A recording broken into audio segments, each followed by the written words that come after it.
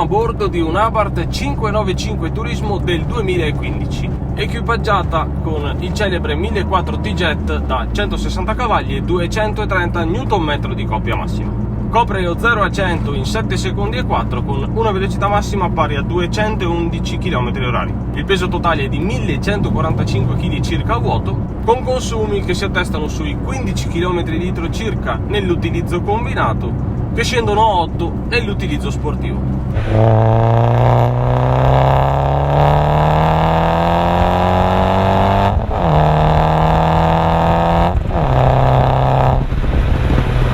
Avevo da tempo il desiderio di portare sul canale una 595 possibilmente elaborata, dunque questa cade a pennello. Il 4 cilindri in linea ha ricevuto svariate modifiche che vi vado ad elencare.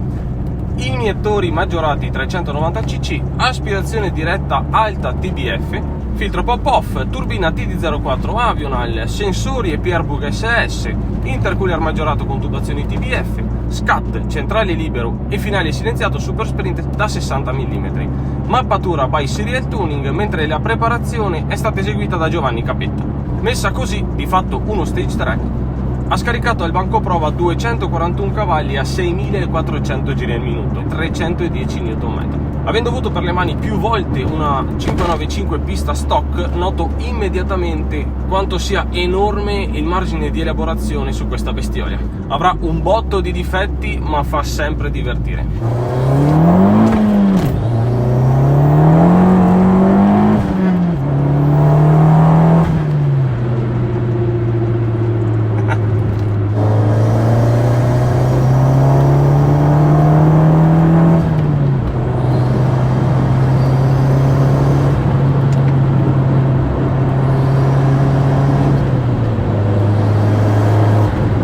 Equipaggiato è un manuale a 5 rapporti, preciso e in posizione rialzata, molto comodo anche quando la guida si fa più impegnativa e ben rapportato con l'erogazione del propulsore.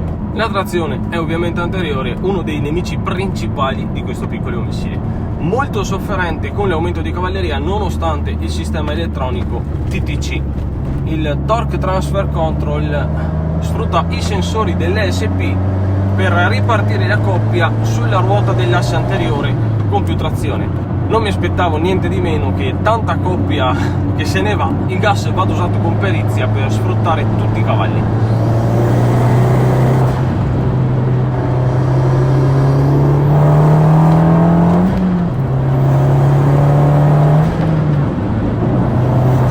No, dai, ricarica abbastanza velocemente anche alle alte velocità.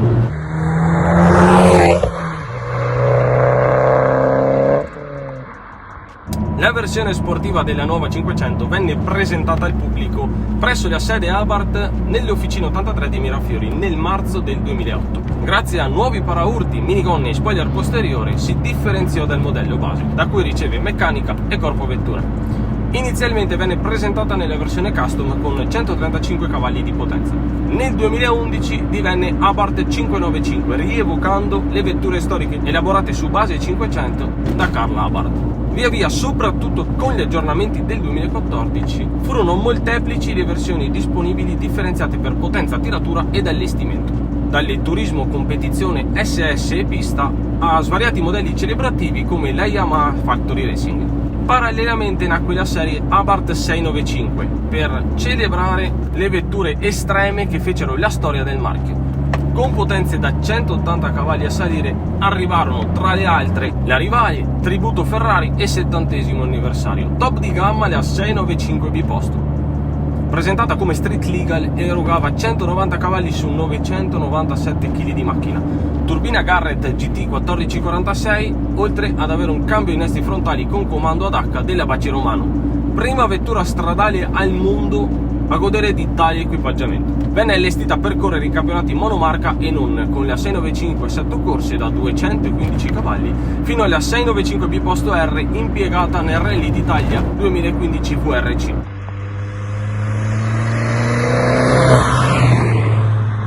Un'altra chicca in linea con la tradizione Abarth, i kit di potenziamento acquistabili dalla casa madre spediti direttamente dentro a casse di legno. Sospensioni, impianti di scarico, cerchi, freni, oltre a componenti estetici. Una lista di upgrade difficili da incontrare su altre vetture.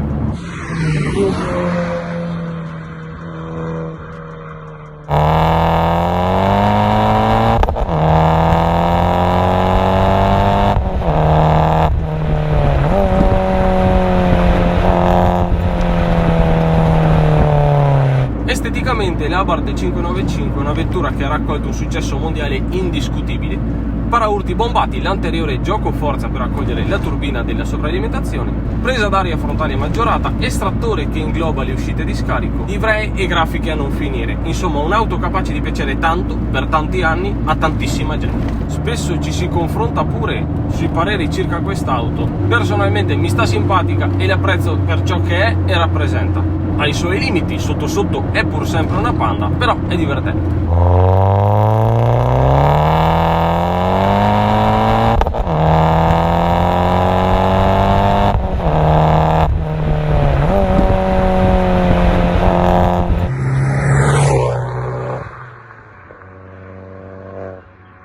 Internamente gli spazi sono da utilitaria, mentre l'allestimento include il manometro del turbo, l'indicatore di cambiata, sedili anteriori, volante e pomello sportivi, impianto frenante maggiorato, cerchi in lega, eccetera eccetera.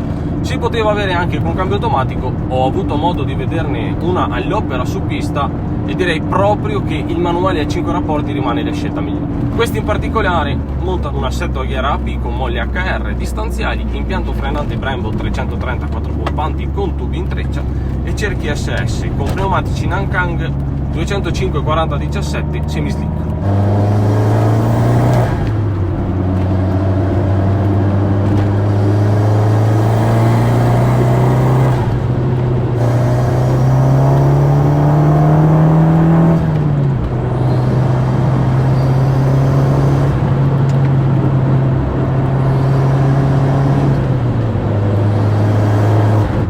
Piace assolutamente il volante, troppo grande, materiale un po' così, un po' plastico, scivoloso, non mi piace.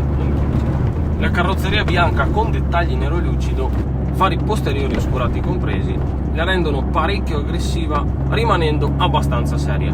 Non è difficile vederne con colorazioni sgargianti e parecchio coraggiose. Onestamente la 595 è un'auto talmente giovanile da star bene con tutto. Attualmente è proposta con un prezzo a partire da poco più di 22.000 euro, che sale di 2.000 euro per la versione Cabrio.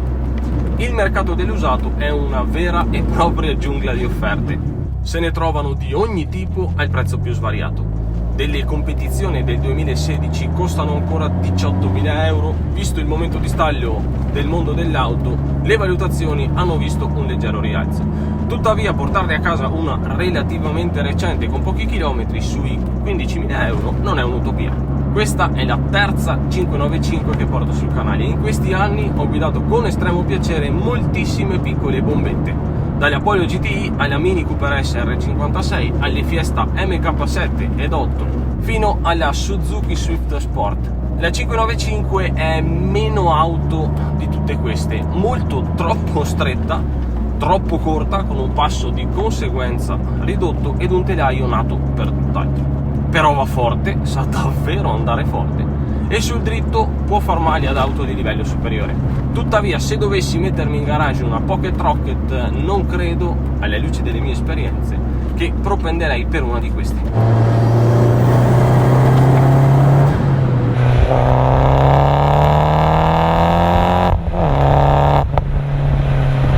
L'Abarth 595 è un'auto compatta che diverte sempre nella guida ignorante. È impossibile non apprezzarla sotto questo aspetto e credo sia il suo maggior punto di forza. Qualora si volesse elaborarla, come nel caso di questa Stage 3, garantisce un tiro non indifferente che, visto il peso ridotto, la fa letteralmente volare.